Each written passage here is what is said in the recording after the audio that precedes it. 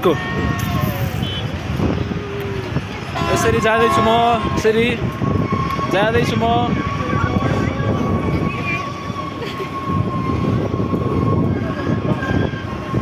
गइरहेको छु म होइन जय नेपाल नेपालको झन्डा नेपाल माताको जय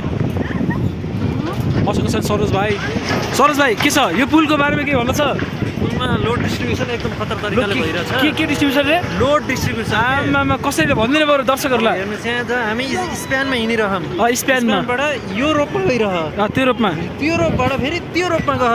त्यसबाट त्यो रोपमा त्यसबाट सिधै फाउन्डेसनमा गएर हाम्रो छोरा त्यो कुरा यो झुलुके पुल टुट्यो भने प्रिकसन के त्यस्तो प्रिकसन हामीले दिएन टुटुस पछाडि छ नेपालको झन्डा उताबाट अड्डेर आउँदै हुन्छ यसो समातेर हिँड्नुपर्ने हुन्छ अब यो पुल अलिक ठुलो बनाउनु पर्ने होइन यो पुलको त्यो साइज किन बनायो सर भाइ पुलको साइज यति ठुलो किन भयो यस्तो अन्त धेरै लामो बनाउँदा हेर यो हावाले हल्लाउन सक्छ नि त धेरै धेरै ठुलो हावा अनि त्यही भएर सानो बनाएको ए अरू त्यस्तो खास छैन वान एन्ड ओन्ली चाहिँ त्यही हो वाउ अनि अनि अनि अनि धेरै गर्मी हुँदाखेरि पुललाई के असर पर्छ धेरै गर्मी हुँदा अब एक्सपान्सन र थर्मल एक्सपान्सनको कुरो आउँछ त्यसको लागि ग्यापहरू छोडेकै छ यो बिचमा एक्सपान्सन भयो नि हौस् बालै भएन अनि रोपहरू यो फलामको रोपहरू तन्किन्छन् यिनी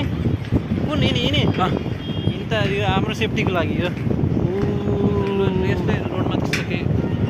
असर पार्दैन ठिक छ अब हामी गइसकेका छौँ लगभग अब भन मलाई यहाँ कुन सफ्टवेयर युज गरेर बनायो तिमीले मलाई त सोध्यौ यो त यहीले बनाइदिन्छ सक्थ्यो अब तिमीले घरमा पनि पर्छ यहीले बनाइदिन्छ अरे छोडिदियो अब सिक्रिन्छ इट्टा सिट्टा सब हालिदिन्छ अरे घर यहीले रोडले गरेको थियो एउटाले ए आन्टी यसरी लाइन नमिसाउनु